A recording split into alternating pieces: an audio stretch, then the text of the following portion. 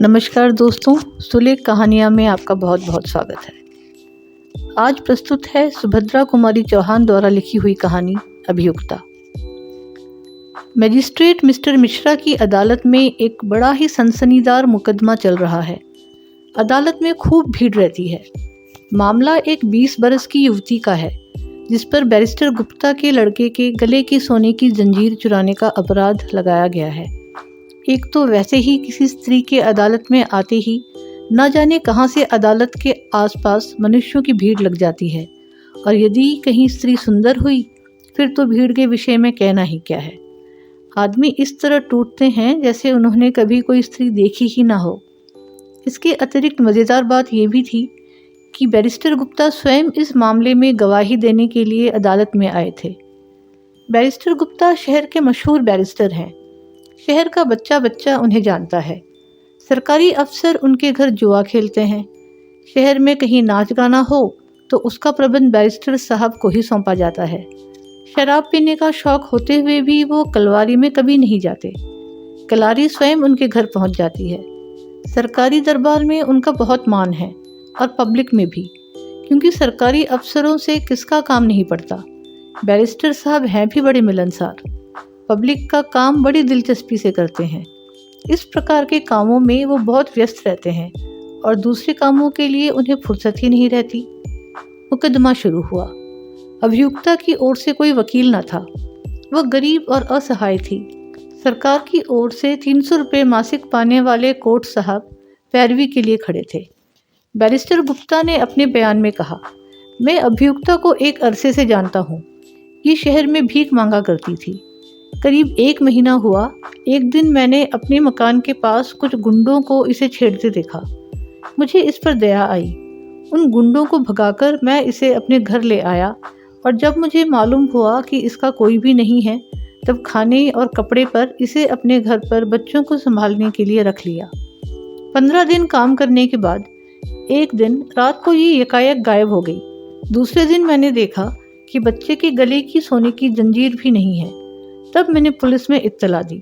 बाद में पुलिस ने इसे मैं सोने की चेन के गिरफ्तार किया और मुझसे चेन की शिनाख्त करवाई। मैंने वैसे ही 5 चेनों में से अपनी चेन पहचान ली।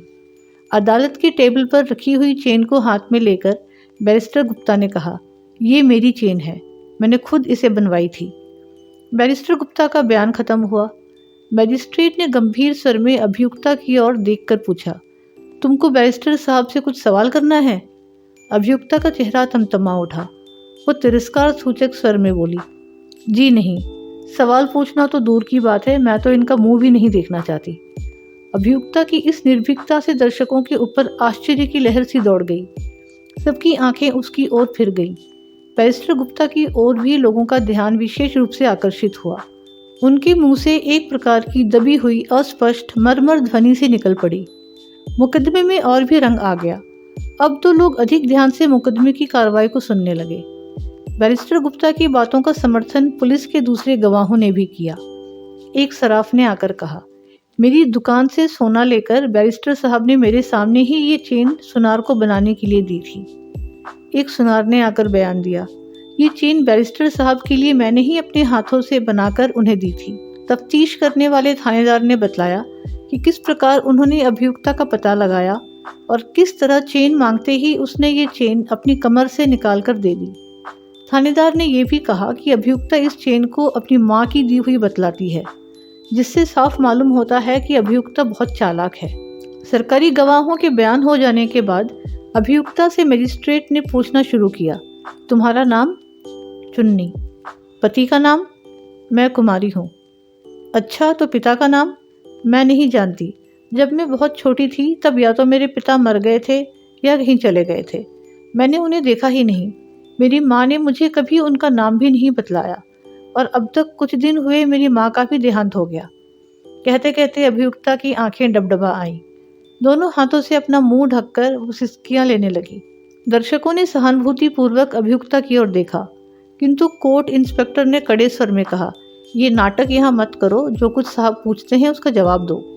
अभियुक्ता ने अपने को संभाला और आंखें पोंछकर मजिस्ट्रेट की ओर देखने लगी। मजिस्ट्रेट ने फिर पूछा, तुम्हारा पेशा क्या है? मैं मजदूरी करती हूँ और जब काम नहीं मिलता तब भीख मांगती हूँ, अभियुक्ता ने कहा। मजिस्ट्रेट ने प्रश्न किया, रहती कहाँ हो? जहाँ जगह मिल जाती है। तुमने बैरिस्टर गुप्ता के घर नौकरी की थी? जी हाँ। ये चेन तुमने उनके बच्चे के गले से चुराई? चेन को हाथ में लेकर मजिस्ट्रेट ने पूछा। अभियुक्ता ने बैरिस्टर गुप्ता की ओर देखा। उसकी इस दृष्टि से घृणा और क्रोध टपक रहे थे। फिर उसने मजिस्ट्रेट की ओर देखकर दृढ़ता से कहा, मैंने जंजीर चुराई नहीं, वो मेरी ही है। ये सुनते ही बैरिस्टर गुप्ता के मुंह से व्यंगपूर्ण उपहास की हल्की हंसी निकल गई। इस व्यंग से अभियुक्ता का चेहरा क्षोभ से और भी लाल हो उठा। उसने विक्षिप्त क्रोध के स्वर में कहा, मैं फिर कहती हूँ कि ये जंजीर मेरी है। मेरी माँ ने मरते समय ये मुझे दी थी और कहा था ये तेरे पिता की यादगार है, इसे संभाल के रखना। मैजिस्ट्रेट ने पूछा, तुम बैरिस्टर साहब के घर से रात को भाग गई थी? कुछ क्षण के लिए अभियुक्ता चुप सी हो गई। आहत अपमान उसके चेहरे पर तड़प उठा। फिर कुछ सोचकर वह गंभीर स्वर में बोली, जी हाँ, मैं बैरिस्टर साहब के घर से भागी। पहले जब इन्होंने मुझे गुंडों से बचाकर अपने घर में आश्रय दिया था, तब मेरे हृदय में इनके लिए श्रद्धा और कृतज्ञता के भाव थे, परंतु वे धीरे धीरे घृणा और तिरस्कार में बदल गए। मैंने देखा कि बैरिस्टर साहब की खुद की नीयत ठिकाने नहीं है।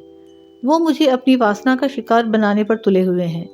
धीरे धीरे वो मुझे हर तरह की लालच दिखाने लगे और धमकियां देने लगे।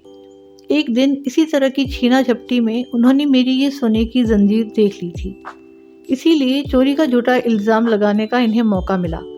मैं चोरी के डर के मारे कभी जंजीर को गले में नहीं पहनती थी, सदा कमर में खोंसे रखती थी। अभियुक्ता का बयान सुनते ही अदालत में सन्नाटा छा गया। किसी को भी उसके बयान में किसी तरह की बनावट न मालूम हुई।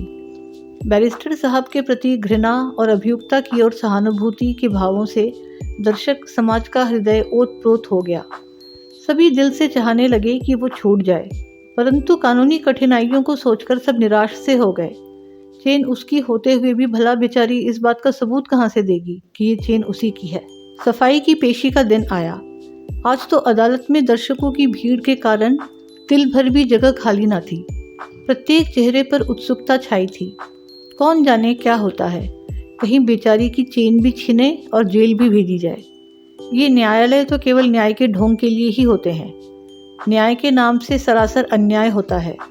अदालतें धनवानों की ही हैं, गरीबों की नहीं।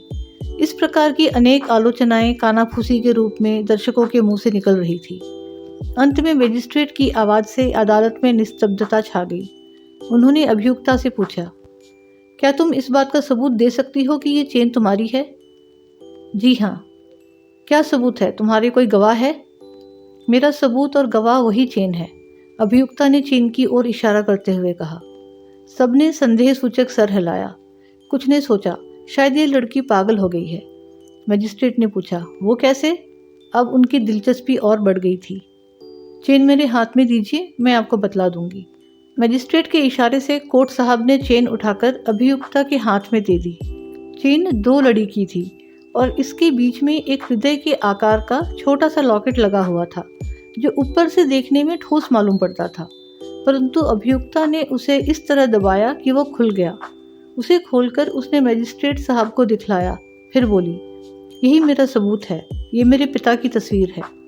मजिस्ट्रेट ने उत्सुकता से वो लॉकेट अपने हाथ में लेकर देखा तो देखते ही रह गए। लॉकेट के अंदर एक 20 वर्ष के युवक का फोटो था।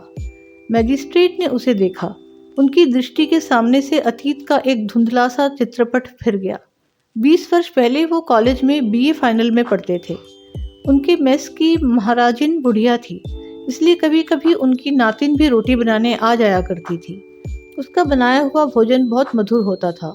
वो थी भी बड़ी हंसमुख और भोली। धीरे धीरे वो उसे अच्छी अच्छी चीज़ें देने लगे। छिप छिप कर मिलना जुलना भी आरंभ हुआ। वो रात के समय बुढ़िया महाराजिन और उसकी नातिन को उसके घर पहुंचाने भी जाने लगे। एक रात को वो लड़की अकेली थी। चांदनी रात थी और बसंती हवा भी चल रही थी। घने वृक्षों के नीचे अंधकार और चांदनी के टुकड़े आंख मिचौली खेल रहे थे। वहीं कहीं एकांत स्थान में उन्होंने अपने आप को खो दिया। कॉलेज बंद हुआ और विदाई का समय आया।